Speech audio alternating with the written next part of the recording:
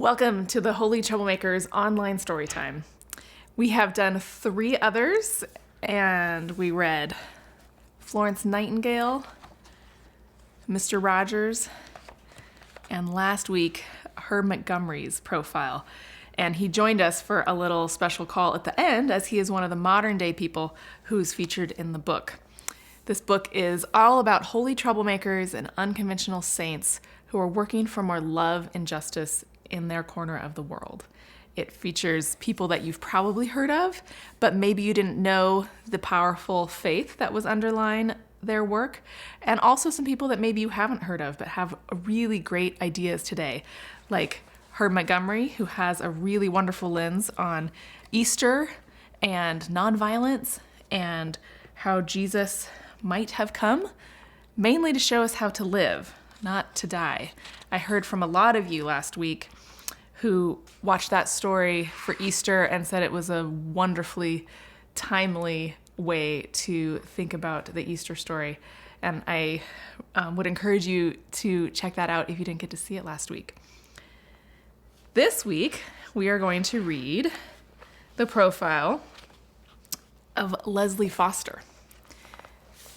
I love the artwork for Leslie, and I was going to show you because this same artist, Rami Torrico, did a few of the portraits in the book. Rami uses they, them pronouns, and they did 3 portraits. So in addition to Leslie's portrait, Rami also did Reverend Jackie Lewis's portrait. This is my youngest daughter's favorite portrait in the whole book. She absolutely loves the bright orange and red on Reverend Jackie. And also Rami did, let me find it. Let's not lose my place here. Reverend Will Gaffney's portrait. Aren't those incredible? Rami is so gifted. All right, so if you have a book, Leslie's profile is on page 134.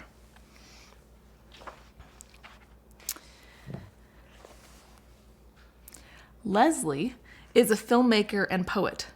Sometimes people create poems in a more traditional way with pen and paper, but Leslie creates poems with images through experimental short films that are very different from the ones you see in movie theaters or on the television.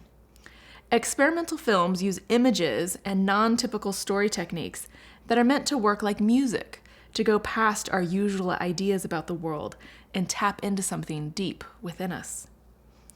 One of Leslie's best-known visual poems came to him one day in 2013 when he was sitting at the Los Angeles County Courthouse waiting to see if he would be called for jury duty.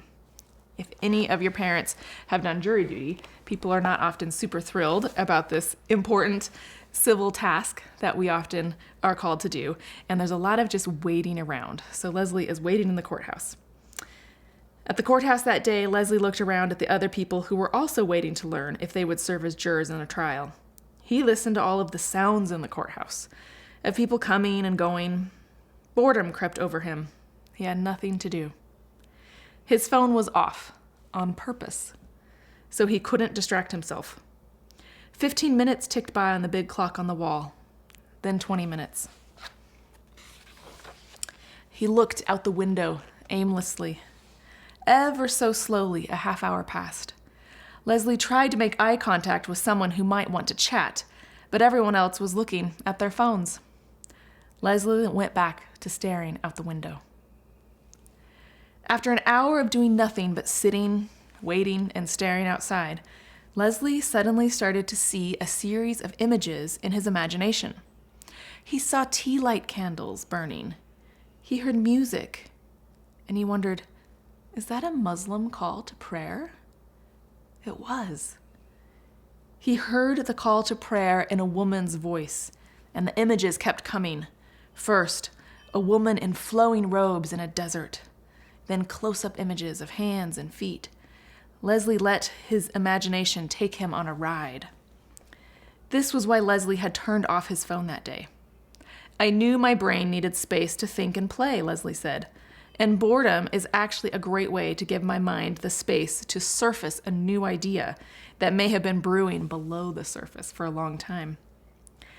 This was how Leslie came to write, direct, and film Mother God. God is pronounced like God, but it's spelled Godde. That will make sense if you're looking at the book. If you're not, this is Mother God with God spelled capital Godde. So again, it's pronounced like God, but it's spelled differently. Leslie and his friend Scott, who helped create the film, intentionally spelled it differently to help break viewers out of traditional ideas about the divine, especially the automatic association of God with maleness and the masculine. Leslie wants to remind us that the divine is bigger than human ideas about gender.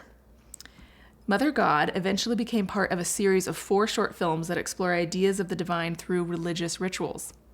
Like many of Leslie's films, Mother God features women, people of color, transgender, and non-binary people who might not see their bodies as central characters on the screen very often. And I'll remind those of you with the book that there is a glossary at the back. And there are definitions for terms like transgender, which is the opposite of the word cisgender. Cisgender is when your brain tells you that you are the same gender as the doctors thought you were when you were born. Transgender means it's the opposite. It crosses over. So when your brain has a different idea about what gender you are than what a midwife or doctor might have thought when you were born.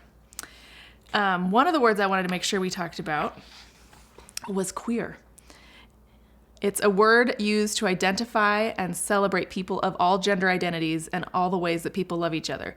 It used to be used as a mean word in the past, but it has now been reclaimed by many people as a positive term. So it's been very important for Leslie to include people in his films whose bodies are not traditionally represented in film. Non-binary is somebody who does not feel entirely like a boy or a girl. They feel a little bit in between, and often they like they, them pronouns instead of he, him, or she, her. So that representation in film is very important to Leslie. Representation matters a lot, Leslie says. Growing up, I didn't see a lot of bodies that look like mine in films. I didn't see queer people. I didn't see black people very much. And it's hard to understand what that's like unless you've experienced the lack of people who look like you in the stories that we tell. Leslie was born in Indonesia in 1984, and he grew up in several other countries, including the Philippines, the United States, and Thailand, because his parents were Christian missionaries. He went to college in the United States, studied for a year in Germany, and later worked in England. Living in so many different countries and cultures has made it hard for Leslie to feel like any one place is home. Children who grow up in more than one culture are often called third culture kids because they understand more than one culture, but often they don't feel like they belong to a specific one. At the same time, Leslie has an awareness of culture that people who only know one culture often don't see. Culture is all of the art, food, religious beliefs, and customs of a group of people. We learn from the time we are tiny babies how to act, believe, and live from our cultures. Leslie points out that so much of what people assume is the best way to do something, from the best way to cook food, or how we should dress, or how we should think about God, comes from our specific culture. Once a custom or idea becomes part of culture, people stop questioning it. It's just how things are done. Leslie says, when you've lived in as many cultures as I have, you realize how much we invent as people, and then we turn it into culture that no one questions. We think it's just the right way to do things. But a lot of those things we don't question can really harm people, Leslie says. But I also know that because people create culture, we can also change culture. I want my films to be part of changing culture for the good of us all.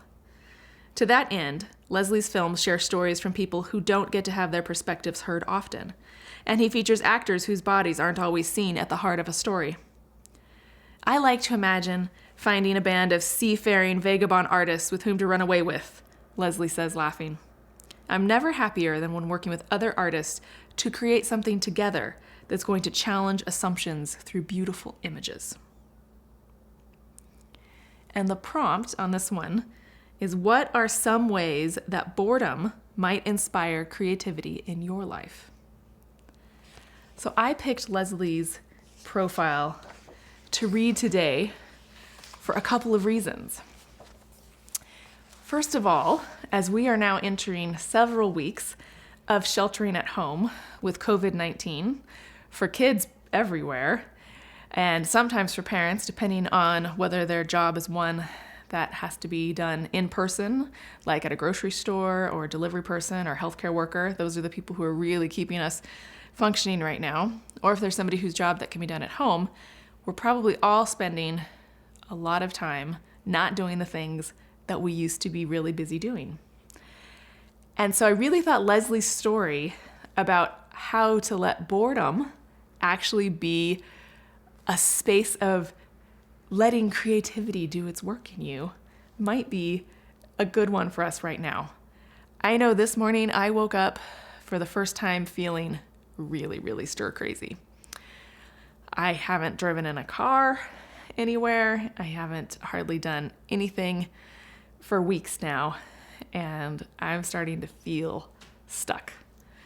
And it is helpful for me to, first of all, have gratitude and remember that I'm healthy, my children are healthy, and in many ways, we're incredibly lucky. There are other people going through much more difficult times right now. So feel gratitude and figure out ways to help others. And then what can I do with some of that empty space in my mind?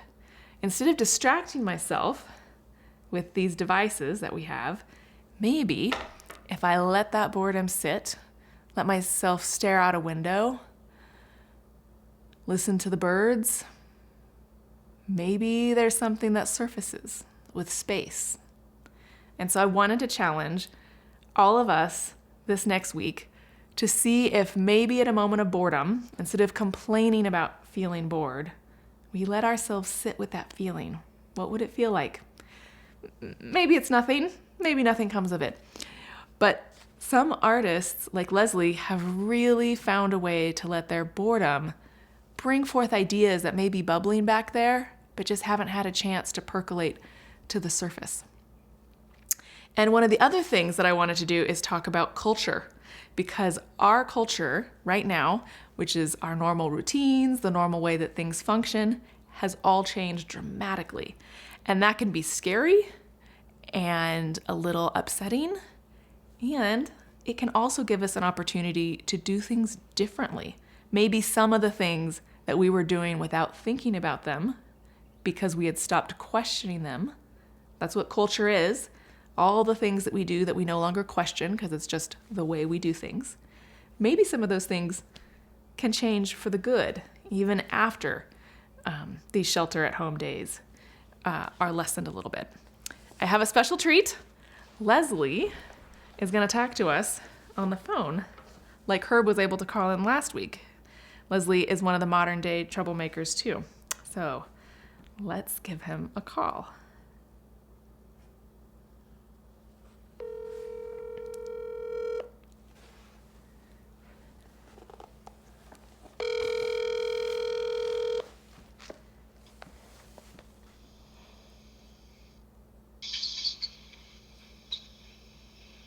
Hello. Hi, Leslie. It's Deneen. Hi, Deneen. It's so great to hear your voice. We are filming the fourth online Holy Troublemaker Storytime right now, and I just finished reading your profile, and Awesome.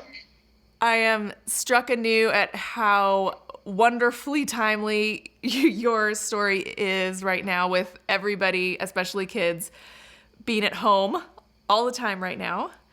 Right. And a little bit of extra boredom on their hands, and maybe some creativity can surface there. And I wanted to ask you, first of all, how are you doing? Where are you located? And how are you coping with all that's going on right now? So I'm in Los Angeles. I'm doing all right. This is, I believe, day 33 of me being at home, isolated. Wow.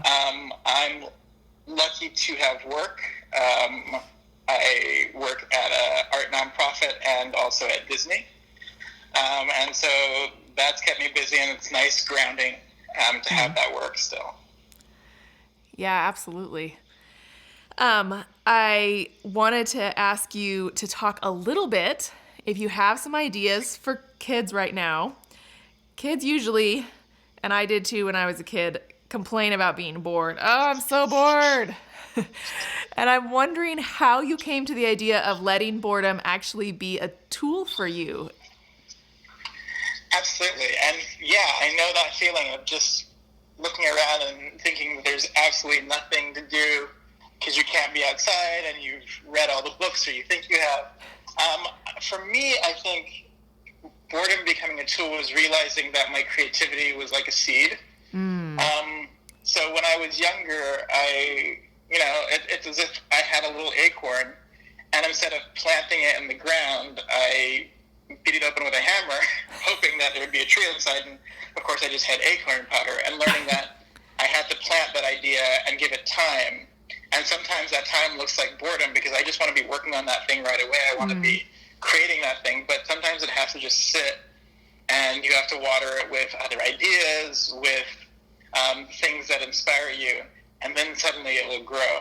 Other ideas are like grass seeds. You plant them, and in a few days, they're sprouting everywhere. So I think sometimes that boredom is about sitting and figuring out what kind of seed your idea is, and then figuring out what you need to do with it.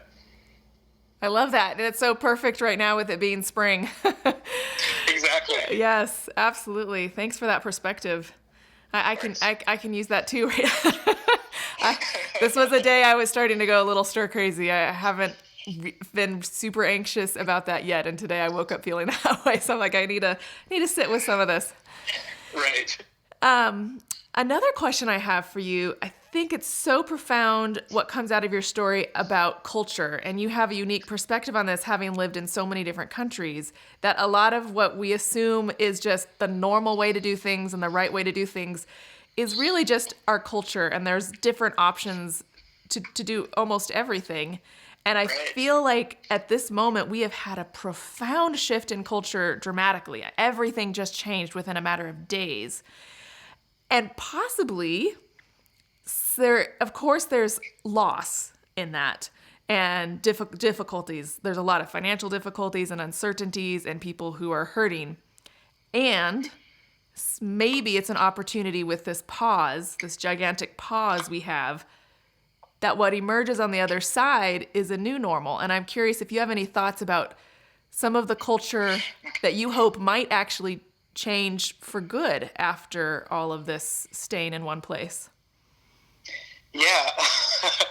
Oh, that's a really interesting question. And I've been thinking a lot about, what the future looks like. I think, first of all, this is a good time to appreciate those connections that we have. I think not being able to see friends, not being able to go out, sometimes makes you realize how much more valuable those things are. And I think we tend to, in the Western world, live such an individualistic existence. And I hope that after this, there is more room for community building, for common space, for knowing that we operate together much stronger than we operate apart. And that would be beautiful to see that happen. Yeah. I hope there's also a culture of knowing that, what I do also affects others. I think we are so used to going, well, this doesn't hurt me, or I'm willing to take this risk for myself. This is fine. But understanding that may also put somebody else at risk. I hope that we have a better understanding of that coming out of this. Yeah, the interconnectedness of all of us feels... It's an interesting thing because we are more alone at this moment, and yet I think more aware of how connected we all are. Even our breath is connected and impacts other people.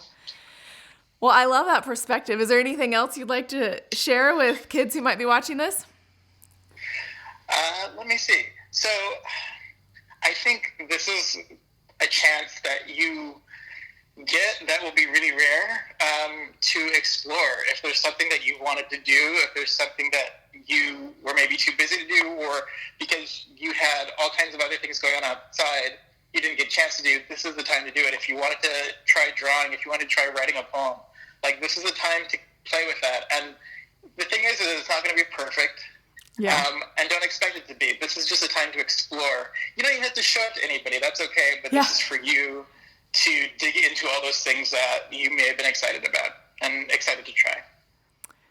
Well, thanks for that wonderful perspective and for joining us today. Really appreciate your time.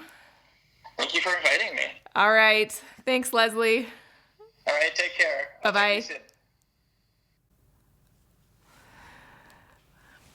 That was a lovely perspective. I love that idea that our creativity might be a seed. And sometimes it's an acorn seed that takes a really long time to start to do its work before it can sprout. Sometimes it's a quick growing seed like grass seed. And maybe right now we can try to, if we have any ideas brewing, let's think about what type of seed they are. And maybe we need to sit with them sometimes with a little boredom and see what comes of them. And I also really love that at this moment in time, we're realizing how much we're connected. Even the very breath that comes out of us impacts other people. And I hope we take that lesson after these days too. How interconnected we are, how much we depend on each other, and how much we need each other. I know I am missing seeing people in person too, so I'm sure you are as well. If you have any thoughts about Leslie's story or creativity in your life and how it comes out, or if you want to take his little idea at the end and see if there's something you want to try right now that you haven't tried before, now is a good time to make space for something new, whether it be poetry or some sort of building project, or maybe planting a seed, real seeds, and let's see what comes of it. I'm always available at holytroublemakers.com. You can just go to the contact, or you can email me at support@watchfire.org. Thank you so much, and I'm looking forward to hearing from any of you about ways that the boredom right now and the being at home might prompt something to bubble up for you. Thanks so much. Love to us all.